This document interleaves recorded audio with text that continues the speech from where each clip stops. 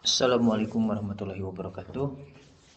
Alhamdulillah, eh, pekan pertama setelah Lebaran kita melaksanakan kembali aktivitas rutin kita sebagai eh, sumber daya ya di salah satu perguruan tinggi. Jadi eh, ya inilah aktivitas rutinnya, kuliah lagi.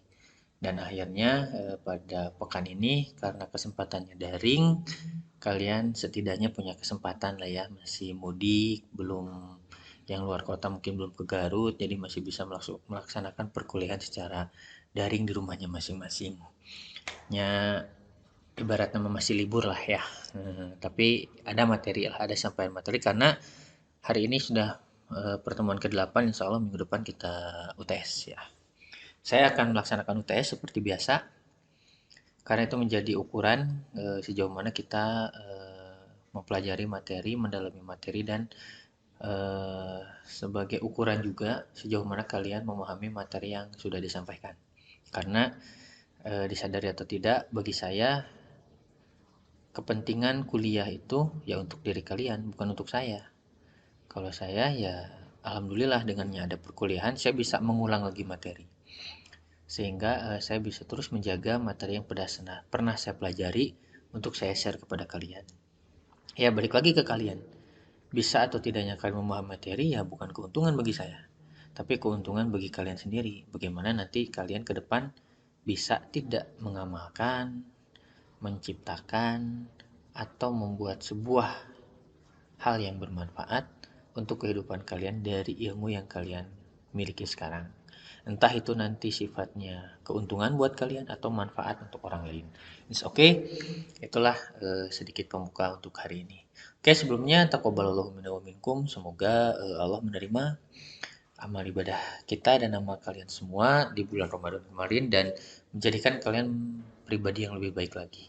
Pribadi yang lebih semangat lagi untuk berjuang menghadapi realita kehidupan, kan inilah realita yang sesungguhnya. Kalau bahasa kuliah mah realita hidup itu cina kalau kuliah sudah lulus, benar ya. Bahasa dalam agama ya realita kehidupan yang sesungguhnya itu setelah Ramadan berakhir. Kenapa? Karena bisa nggak kita 11 bulan ke depan itu menjaga hal-hal yang sudah kita lakukan seoptimal mungkin, sebaik mungkin di Ramadan kita jaga 11 bulan ke depan. Agar nanti ketika kita ketemu lagi dengan Ramadan, itu ada sedikit perubahan yang bisa kita rasakan.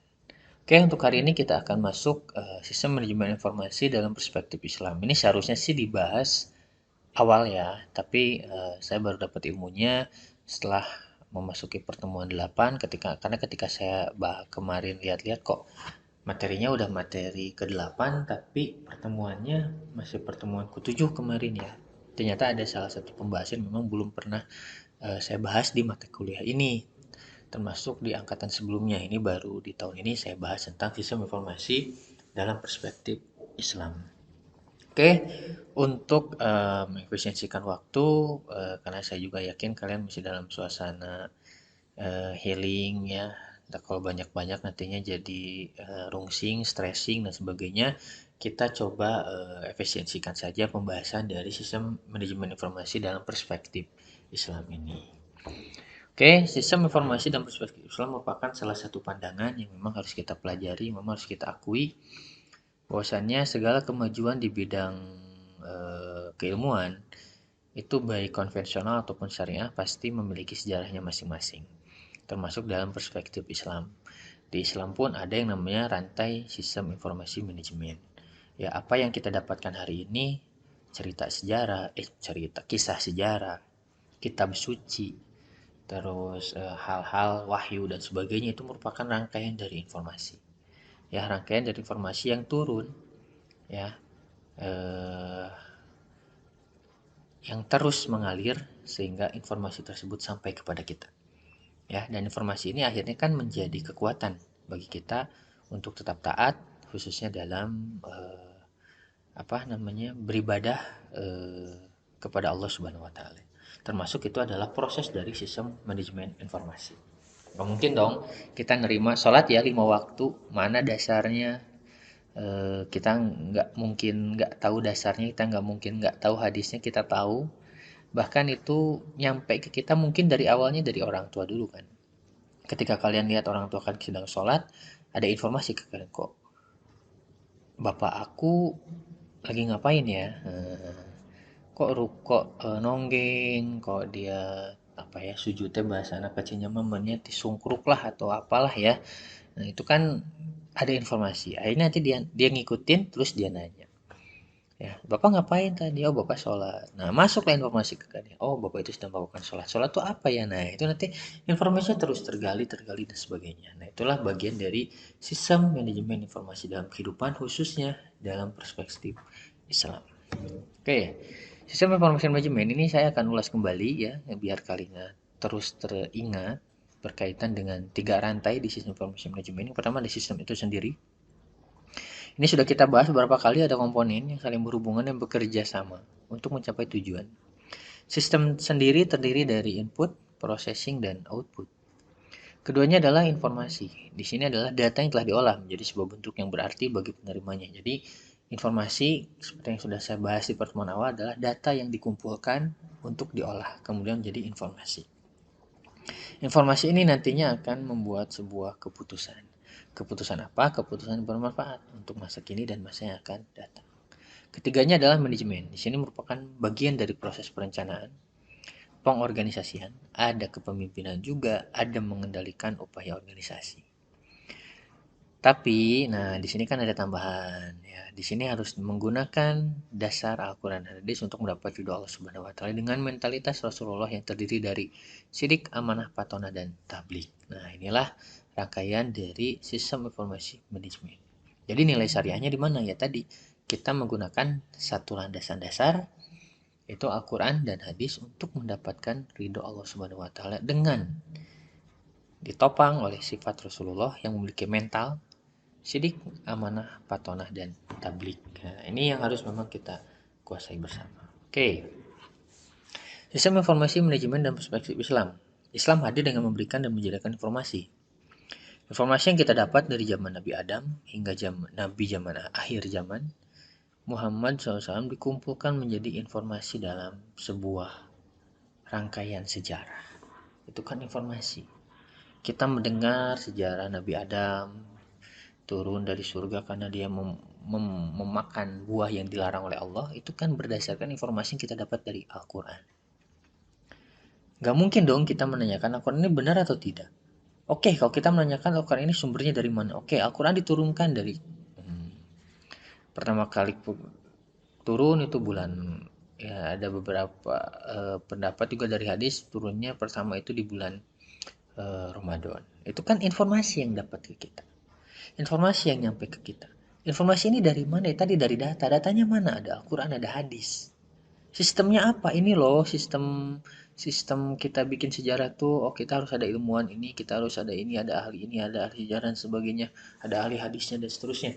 Makanya di dalam ilmu hadis itu sekarang ada yang namanya tahriz hadis. Ya salah satunya nih untuk mengolah yang namanya sistem informasi manajemen. Dalam pengelolaan apa tadi? Sumber berita Islam, data Islam, termasuk di dalam bisnis. Kita juga kan tahu di zaman Nabi ada orang, ada sahabat yang sukses berbisnis, bahkan nabinya pun berhasil dia bisnis. Ya, jadi inilah yang memang harus kita pahami. Informasi ada sejak Nabi Adam diciptakan. Ya, informasi tersebut meliputi Al-Quran, hadis, dan penjelasan serta pendapat ulama mengenai Islam secara keseluruhan. Jadi nanti sumber informasi dalam perspektif Islam itu ada apa namanya informasi sifatnya itu dari Al-Quran, hadis, kemudian ada penjelasannya, ya, ada dari ijtihad ulamanya, ijma ulama dan sebagainya. Itulah yang akhirnya menjadi sebuah pengelolaan dalam sistem informasi manajemen. Makanya kenapa di dalam perbankan syariah itu muncul akhirnya Dewan Pengawas Syariah, itulah bagian dari pengelolaan sistem informasi manajemen. Bagaimana informasi yang dikeluarkan oleh DPS, oleh DSN tentang kebijakan-kebijakan bank syariah berdasarkan dari tadi adanya margin, adanya hukum-hukum tentang perbankan syariah pasti berlandaskan Al-Quran dan hadis. yang disesuaikan dengan kondisi saat ini. Akhirnya muncullah yang namanya fikih kontemporer dan sebagainya. Itulah bagian dari pengelolaan sistem informasi dalam manajemen perspektif Islam. Oke, sumber informasi yang dibahas dalam perspektif Islam pertama, sumber informasi itu biasanya nih harus berdasarkan dari wahyu Allah berupa Al-Quran dan hadis. Ya, hadis ini yang berasal dari Nabi Muhammad yang merupakan penjelasan inti dari Al-Quran. Ya, Al-Quran itu kan nggak ada ya penjelasan misalkan bagaimana mengubur orang meninggal. Tapi di hadis itu ada. Nah, inilah akhirnya yang harus kita kembangkan. Bahwasanya sumber informasi yang menurut pandangan Islam itu adalah bersumber dari Al-Quran sebagai wahyu Allah dan Al-Hadis sebagai penjelasan dari Al-Quran atau yang menjelaskan ayat-ayat Al-Quran yang memang masih umum.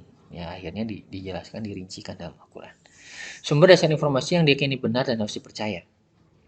Al-Quran dan hadis inilah yang menjadi sumber utama tentang kajian informasi dalam Islam. Makanya ada beberapa ulama kalau ingin membuat keputusan tuh mereka membuat sebuah apa ya, kalau dalam persis itu ada sebuah dewan apa namanya, bukan dewan hisbah ya, dewan hisbahnya itu kan dia mengumpulkan misalkan ada satu hadis yang harus kita kaji, mereka kumpulkan para ulamanya, ini hadis ini gimana nih, kalau menjadi hukum hadis ini seperti apa. Nah, itulah akhirnya yang menjadi sumber utama dalam sistem informasi yang biasanya dilakukan oleh ulama-ulama di Islam. Sumber informasi berasal dari ulama dan ilmuwan, baik itu secara ide atau gagasan, dan pendapat atau opini yang menghasilkan scientific information. Jadi informasi yang memang bisa diukur kebenarannya. Ya, misal kita ingin membuat suatu penelitian tentang puasa itu sehat loh. Oke, puasa sehat itu secara agamanya seperti apa? Secara pandangan ulama hadisnya mana? Secara kesehatannya, secara sainsnya, secara ilmu kedokterannya seperti apa? Oke, itu sehat. Perbankan syariah, kenapa sih jangan ada riba? Kenapa sih jangan ada bunga? Di dalam Al-Quran bunga itu bisa membuat orang kayak orang gila. Bener nggak sih? Coba kita lihat. Menurut ilmuwan kesehatan mental, bagaimana orang-orang yang terjerat oleh hutang bank riba? Banyak nggak orang yang sampai stres? Dulu kan kita mengenal rentenir ya, sampai ada yang gila, sampai ada yang apa dan sebagainya. Kenapa? Karena mereka stres. Makanya di sini ada sumber informasi berasal dari ulama dan ilmuwan. Ini harus kita pahami bersama. Kenapa? Karena itulah nanti yang akan menghasilkan scientific information. Terus, selanjutnya sumber informasi bisa berdasarkan peristiwa atau realitas yang telah menjadi sejarah. Ini juga sama dapat dijadikan sebuah informasi. Misal, sejarah zaman dulu ternyata umat muslim bisa berhasil ya untuk menundukkan jalur Madinah, khususnya kekuatan ekonominya melalui pasar. Itu kan bisa jadi contoh oleh kita. Bagaimana dulu keberhasilan Abdurrahman bin Auf menguasai pasar di sana, itu menjadi contoh bagi kita. Perbankan pada zaman siapa yang bisa nyimpan mewariskan saldo sekian triliun tuh, Usman apa Abu Bakar ya, saya lupa. Itu kan berarti ada pengelolaan keuangan, ada pengelolaan Baitul di sana yang baik. Ya. Nah, jadi peristiwa tersebut bisa kita ceritakan, bisa kita beritakan di dalam kehidupan sosial. Dan hal tersebut bisa diolah atau diproduksi menjadi sebuah informasi. Jadi sejarah-sejarah itu bisa kita olah jadi informasi. Asal sumbernya benar, orang kalau kita wawancara orangnya kafabel dan sebagainya. Yang ketiganya, sumber informasi tersebut tersusun dalam suatu sistem yang terkait dalam membentuk dan menghasilkan suatu informasi yang dapat bermanfaat untuk melakukan ibadah dan perkembangan ilmu pengetahuan. Makanya jangan salah kalau di dalam beberapa buku sejarah, kalau bicara sejarah biasanya ada rentetan tahun ya. Misalkan penguasaan Islam terhadap kawasan Eropa tahun sekian, tahun sekian, tahun sekian, tahun sekian, datanya jelas. Nggak mungkin ngaclok datanya. Kenapa? Karena itu akan menjadi sumber informasi dalam mengelola sebuah data yang kita gunakan untuk kita apa namanya, untuk kita beritakan kembali, untuk kita ceritakan kembali ke halayak banyak. Oleh karenanya penting yang namanya sistem informasi yang apa ya, yang mendukung terhadap aktivitas keagamaan khususnya di dalam agama Islam. Ya, jadi apalagi kita bergerak dalam bidang perbankan syariah atau ekonomi syariah, sudah jelas sistem informasi perspektif Islam ini sangat kita butuhkan untuk membatasi diri kita agar kita bisa memilah dan memilih mana yang harus kita lakukan, mana yang harus tidak kita lakukan berdasarkan landasan yang sudah diberikan Allah melalui Al-Quran dan hadis yang menjelaskan Al-Quran yang langsung keluar dari Nabi Muhammad Shallallahu Alaihi Wasallam. Oke, berbicara sistem informasi makanya akan berbicara perpaduan. Perpaduan apa? Sumber daya manusia dan sumber lain yang berdasarkan komputer sehingga menghasilkan kumpulan penyimpanan, perolehan kembali, komunikasi dan penggunaan data untuk tujuan operasi manajemen yang efisien dan bagi perencanaan bisnis. Contoh, hari ini kita mengenal kemajuan ilmu hadis di bidang teknologi, tafsir di bidang teknologi, ya semuanya ada. Ya, kita buka aplikasi, kita beli aplikasi ada yang isinya tafsir. Tujuannya apa? Nah, tujuannya ini adalah bagaimana kita mudah untuk mendata, untuk mendapatkan sebuah penjelasan tentang ayat di dalam tafsir digital tersebut. Emangnya bikin tafsir digital ini nggak butuh SIM? Ya sangat butuh lah. Bagaimana kita pertama input dulu ayatnya, kita input dulu tafsirnya apa, kita nanti petakan per ayat, nanti kita kode per ini, akhirnya ketika muncul satu ayat database-nya muncul yang lain. Itu kan sulit, bukan hal yang mudah. Makanya perlu perpaduan sumber daya manusia. Yang ada ahli teknologinya, ahli hadisnya, ahli agamanya, ahli Qur'annya, ahli menulisnya, terus ahli dalam memberikan suatu kesimpulan dan sebagainya sehingga aplikasi tersebut mudah untuk digunakan. Nah, ini kan ada perpaduan ini dan tidak bisa berdiri sendiri. Sistem informasi pun kan nggak bisa berdiri sendiri. Mereka terdiri dari beberapa kata tadi. Ada sistem, ada informasi, ada manajemen, plus ada Islamnya. Jadi ini nggak bisa berdiri sendiri. Siapa orang yang ngerti sistem? Oke, kita gunakan, kita hire. Siapa orang yang bisa mengelola informasi? Oke, kita gunakan juga. Siapa orang yang mampu di bidang manajemen? Bagaimana mereka bisa mengaturnya? Bagaimana bisa membuat tata letak dan sebagainya? Oke, mana orang yang ngerti di bidang agamanya? Nah, inilah akhirnya ada perpaduan sumber daya manusia dan sumber daya lainnya termasuk kemampuan dalam mengendalikan komputer. Oke, sistem informasi manajemen syariah merupakan sebuah aktivitas dan proses untuk mengolah data menjadi suatu informasi yang benar dan jujur berdasarkan Al-Quran dan hadis untuk dapat digunakan dalam membuat perencanaan dan pengambilan keputusan. Nah, inilah akhirnya yang memang harus kita pahami bersama kenapa SIM ini akhirnya dibutuhkan, ya khususnya di dalam perspektif pandangan Islam. Karena gini loh, zaman Nabi dulu ketika Al-Quran belum dibukukan itu kan mereka ketakutan. Ketika para hafiz ini sudah tidak ada yang bisa lagi mengatur keorisinalitasan Al-Quran. Akhirnya Al-Quran ini dibukukan. Sama halnya dengan sistem informasi manajemen. Di era digital ini, di era globalisasi sekarang, kemajuan teknologi nggak bisa kita tutupi. Kemajuan teknologi nggak bisa kita tahan. Salah satunya adalah bagaimana kita bisa masuk ke arah sana, khususnya dalam mengembangkan keilmuan-keilmuan Islam, baik keagamaan ruhiyah atau keilmuan dari sisi kehidupan, ya seperti yang kita lakukan kan kalau misalnya kan mengisi tentang kehidupan, kita masuki pengolahannya biar apa, biar kita tahu, oh kalau butuh data ini kita carinya webnya ini, kalau ada ini gini, DSN ini nanti keputusannya bisa kita download di mana sih biar memudahkan, ada kan khusus. Tujuannya apa tadi? Untuk membantu kita pertama dalam melakukan sebuah perencanaan, keduanya adalah dalam mengambil keputusan. Itulah pentingnya sistem informasi manajemen syariah. Oke, selanjutnya akan kita bahas tentang beberapa perbedaannya ya antara manajemen syariah dengan konvensional. Yang pertama itu ada rujukan dan dasar hukum Al-Quran dan Sunnah. Syariah sudah jelas ya. Konvensional ya mereka mungkin tidak pakai rujukannya juga menjadi masalah. Informasi untuk kepentingan dunia akhirat dalam syariah jelas iya. Konvensional relatif, mereka ada yang peduli ada yang tidak.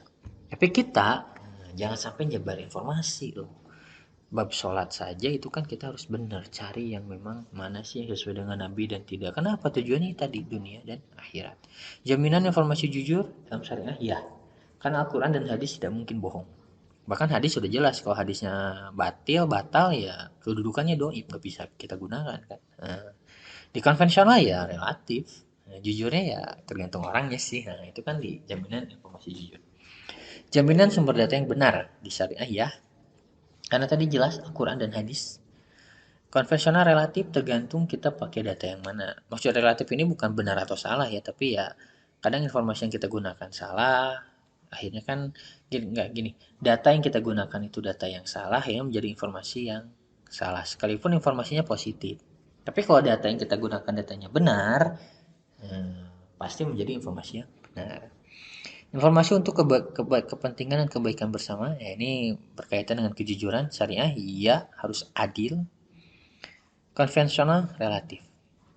Transparansi keduanya ya relatif lah ya kalau masalah transparansi karena ini berkaitan dengan rahasia biasanya. Penggunaan teknologi informasi keduanya harus ya. Informasi untuk kepentingan pihak tertentu di dalam syariah ini tidak boleh, kita harus bisa menyeimbangkan kondisi. Konvensional relatif. Kehati-hatian dalam memproses data. Sama, dua-duanya ini perlu kehati-hatian karena apa? Yang akan kita munculkan adalah informasi yang valid, mau itu berlandaskan Islam ataupun tidak. Informasi tidak menimbulkan fitnah dan merugikan pihak tertentu, ya. Jadi jangan sampai informasi menjudutkan salah satu pihak. Kalau ada, ya kalau di kita namanya apa ya, buzzer ya. Nah, itulah bukan ahli SIM tapi mereka buzzer yang merusak tatanan komunikasi dalam SIM. Nah, sebelasnya adalah informasi untuk perencanaan dan pengambilan keputusan, dua-duanya ya. Jadi ada beberapa yang memang sama, ada juga yang tidak. Tapi tinggal kita pilih-pilih saja sih apa keuntungannya, apa kerugiannya. Minimal yang harus kita pahami adalah ketika sudah berbicara Al-Quran dan hadis, saya pastikan di situ sudah tidak ada kebohongan sumber datanya. Tapi kita nggak tahu yang mengolah datanya gimana. Nah inilah akhirnya yang harus kita pahami bersama. Oke. Beberapa kisah atau beberapa catatan dalam Al-Quran tentang sistem informasi ini dibahasnya yang berkaitan dengan sistem informasi adalah khususnya dalam masalah informasinya sih. Ini ada di surat Hud, informasi dapat menyenangkan hati penerima informasi. Ya, jadi ketika kita mengalami suatu berita baik itu pasti kan hati kita senang. Ini dibahas di Al-Quran loh. Ketika kita tahu besok Lebaran itu kan udah senangnya dari sekarang. Ya, makanya beberapa orang sih kalau lihat satu Ramadan pasti mereka pikirin, aduh, 29 hari lagi saya akan lebaran nih, udah seneng duluan. Kenapa? Karena memang informasi itu dapat menyenangkan hati. Ya, makanya kita suka seneng kan kok ada kisah dari Rasul. Nah, ini kan isi ayatnya gitu ya. Kisah dari Rasul kami kita ceritakan kepada kamu, kisah-kisah yang dengannya kami teguhkan hatimu, dan dalam surat ini telah datang kepadamu kebenaran serta pengajaran dan peringatan bagi orang-orang yang beriman. Jadi sudah ada larangannya dalam sistem informasi. Mana yang dibolehkan, mana yang dilarang. Itu dalam Al-Quran kan bagian dari sistem informasi manajemen kan. Yang Allah turunkan Al-Quran melalui malaikatnya Nabi Jibril, malaikat Jibril diturunkan kepada Nabi Muhammad. Nah, ini kan ada prosesnya, nggak mungkin lah Allah tiba-tiba ke Nabi Muhammad langsung. Karena apa? Karena ya ada prosesnya, dan nggak mungkin juga malaikat Jibril itu berbohong kepada Nabi Muhammad. Pasti mereka menyampaikan apa yang disampaikan oleh Allah, kemudian disampaikan wahyu apa yang diturunkan, kita turunkan lagi ke Nabi Muhammad sesuai dengan skupnya, sesuai dengan kapasitasnya. Oke. Contoh ada di surat Al-Baqarah ayat 42. Informasi yang benar dan perlu diketahui oleh orang lain. Kedua, tidak mencampur adukan berita yang benar dengan berita yang salah. Ya, jadi jangan kamu campur adukan sesuatu yang hak dengan yang batil, dan jangan kamu juga sembunyikan yang hak itu. Informasi ya kalau kita benar-benar, kalau kita salah-salah. Kemarin banyak kasus ketika COVID ya ada yang percaya ada yang enggak. Ya oke, kalau COVID itu ada kita jelaskan. Kalau kamu nanya ke saya, "Ustaz, COVID ada ya?" Saya pernah merasakan. Saya bilang ada. Cuman kalau kamu berbicara kepada orang yang tidak pernah merasakan COVID, bisa saja kamu bilang nggak ada COVID mah. Cuman ingat, kita jangan jangan menjudge. Ya, saya yang ada mungkin ya saya anggapnya sebagai musibah, nggak harus ketakutan banget kan, tinggal kita jaga dirinya sehingga kita nggak membuat sesuatu berita yang batil gitu loh. Itu mah rekaan. Oke, kalau itu rekaan ya bukan urusan kita. Urusan kita adalah taat. Urusan kita adalah kita perlu hidup sehat. Nah, itulah yang harus kita pahami. Jadi harus konsisten, benar-benar, batil-batil, jangan digabung. Jadi kalau digabung ini jadi abu-abu. Inilah informasi yang berbahaya. Ya. Terus di dalam kisah surat Al-Jurat ayat 9 ada informasi yang adil dengan tidak memihak salah satu pihak.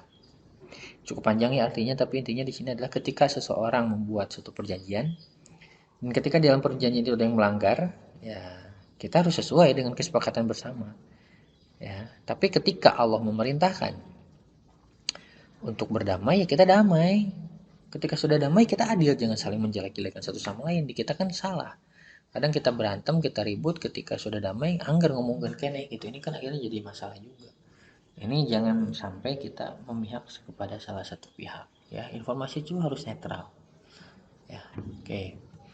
Seharusnya di dalam kisah surat Al-Baqarah ayat 213, informasi dapat menyelesaikan perbedaan atau pertentangan di antara penerima dan dapat mendamaikan perselisihan mereka. Kalau dalam kitanya ada tabayun ya. Nah, ini istilah-istilah Islam itu tabayun ya.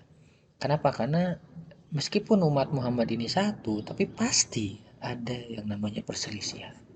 Makanya Allah kasih tuh para nabi untuk memberi peringatan, untuk menurunkan kitab, untuk memberi keputusan, untuk tidak berselisih.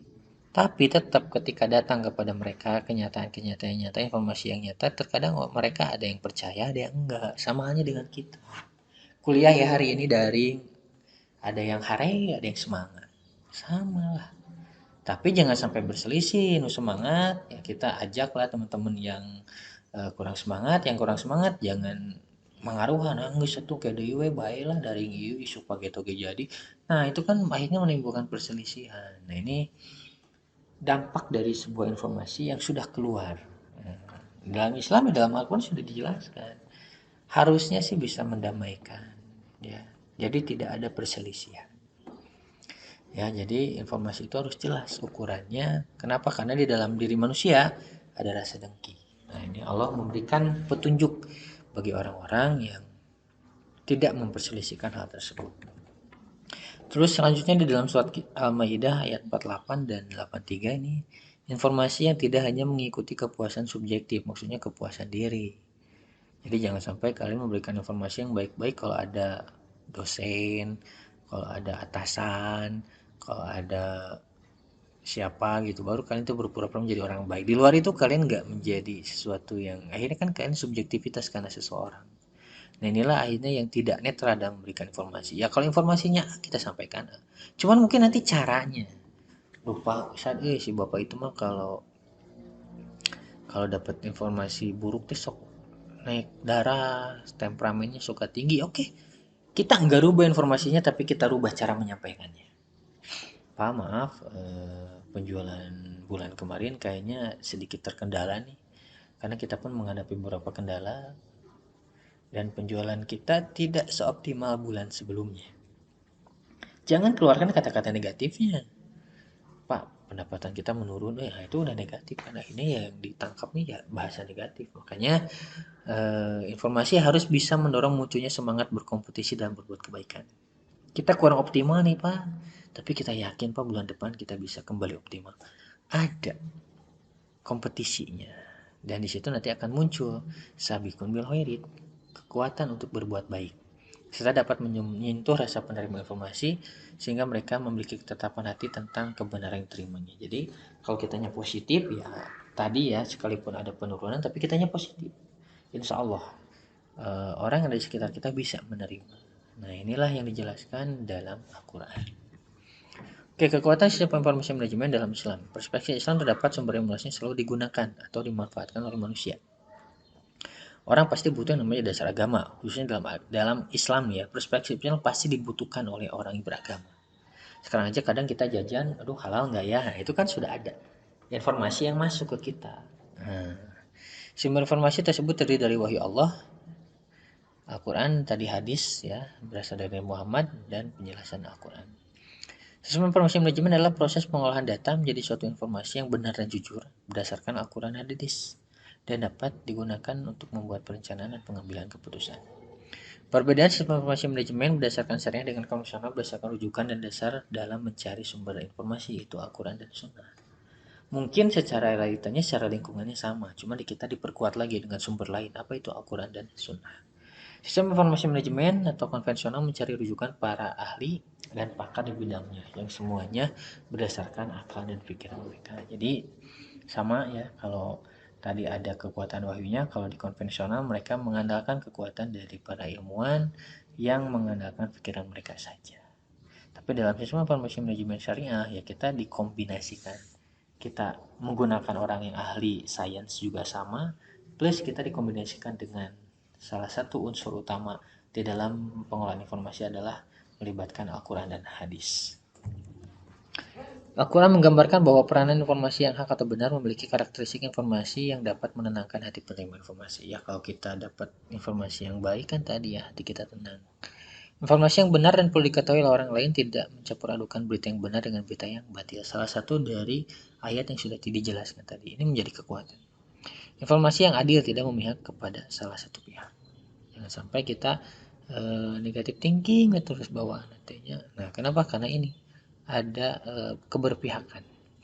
Keempatnya, informasi yang dapat menyelesaikan perbedaan atau pertentangan di antara penerima dan dapat mendamaikan dari perselisihan mereka. Informasi tidak hanya mengikuti kepuasan subjektif. Jadi, informasi itu harus bisa memberikan solusi. Makanya di dalam pengelolaan SIM ya kita harus memberikan solusi, termasuk dalam organisasi juga sama. Ketika organisasi memiliki masalah, ya, kita harus bisa memecahkan solusinya seperti apa. Ya, kita tuangkanlah nilai-nilai keislaman di dalam penerapan informasi tersebut. Selanjutnya yang terakhir adalah dukungan sistem informasi manajemen dalam Islam. SIM syariah itu mendukung proses bisnis dan operasi berlandaskan Al-Quran dan hadis. Jadi kita tuh bergerak bisnisnya sudah sesuai dengan landasan Al-Quran dan hadis ini. Termasuk ekonomi syariah, termasuk perbankan syariah. Kenapa? Karena yang namanya bank syariah itu sudah pasti di bawahnya ada DNS. DNS ini pasti landasannya kepada Al-Quran dan hadis. Keduanya adalah mendukung pengambilan keputusan karyawan sesuai dengan kaidah dan norma-norma dalam Islam. Bagaimana kita bisa memanusiakan manusia melalui sistem yang ada dengan tetap berlandaskan norma-norma yang sudah dicontohkan dalam Islam. Bagaimana kita harus berbuat baik kepada manusia, bagaimana kita harus bisa mengatur manusia. Ini biasanya nanti ada di dalam sistem di dalam manajemen sumber daya insani atau yang kita kenalnya dengan MSDM lah. Ya ini ada kaidah-kaidahnya bagaimana kita harus memanusiakan manusia menurut pandangan Islam. Terakhirnya adalah mendukung strategi untuk keunggulan kompetitif sesuai dengan strategi bisnis syariah yang sudah dicontohkan jauh-jauh hari oleh para nabi kita, oleh para pendahulu-pendahulu kita, bagaimana mereka bisa bertahan secara kompetitif untuk menjalankan roda bisnisnya sehingga Islam dulu ditakuti karena selain kekuatan perangnya mereka hebat ya kekuatan ekonominya pun hebat. Ketika sebuah wilayah atau sebuah organisasi atau sebuah negara sudah kuat dari sisi ekonomi, berarti di situ ada satu pergerakan yang dahsyat khususnya di bidang bisnis. Makanya dulu zaman Nabi ya Nabi kan tidak takut ya. Karena apa? Dia sudah kuat loh, ekonominya ada banyak yang menopang. Ya sekalipun Nabi pada akhirnya ya meninggal dalam kondisi yang sederhana, tapi itu kan tidak apa ya? Tidak menutup bahwasanya Nabi itu punya keahlian ke sana. Nabi itu punya kemampuan yang hebat khususnya di dalam bisnis. Sehingga ya julukan tadi ya sidik, amanah, tabligh, fatwa ini ya memang melekat di dalam diri Nabi karena Nabi punya spirit, punya mentalitas yang kuat di dalam bidang bisnis. Bisnis itu nggak mudah, apalagi sekarang berbicara sistem. Kamu tuh mau daftar GoFood itu ya mudah sih karena pakai aplikasi, cuman kan daftarnya ribet karena kita harus memasukkan beberapa data yang memang menjadi acuan untuk GoFood menilai restonya kita layak didaftarkan atau tidak. Ya, kamu mau bank syariah sendiri sekarang itu kan mau BSI aja kemarin merger 3 bank itu kan prosesnya lama. Kenapa? Karena tadi. Kenapa ada merger? Karena kita menerima loh informasi, oh syariah itu ada ini, gimana ya kita merger? Kita bisa saling-saling informasi, kita bisa saling menghemat teknologi, kita bisa membuat satu rangkaian komunikasi yang baik sehingga makin kuat organisasinya. Itulah ada strategi keunggulan kompetitif sehingga Indonesia punya bank syariah yang diakui secara nasional adanya bank syariah Indonesia. Oke, itu saja untuk sistem informasi dalam perspektif Islam. Ini seharusnya saya bahas di awal-awal pertemuan ya sebelum kita masuk ke pembahasan yang kemarin saya bahas itu tentang database tentang apa dan sebagainya. Tapi nggak apa-apa, ini menjadi menjadi ilmu baru khususnya bagi saya juga karena saya baru menyampaikan materi ini di angkatan ini. Oke, mudah-mudahan saja bermanfaat. Mudah-mudahan kaliannya sehat selalu. Insya Allah minggu depan kita akan lakukan UTS secara, saya biasanya UTS sih pakai Google Form ya, tapi nanti saya coba tanya-tanya dulu ke kampus. Tunggu saja berita selanjutnya. Mudah-mudahan sehat selalu, mudah-mudahan bisa kalian amalkan di dalam kehidupan sehari-hari apa yang sudah kita pelajari bersama. Semoga sehat selalu. Assalamualaikum warahmatullahi wabarakatuh.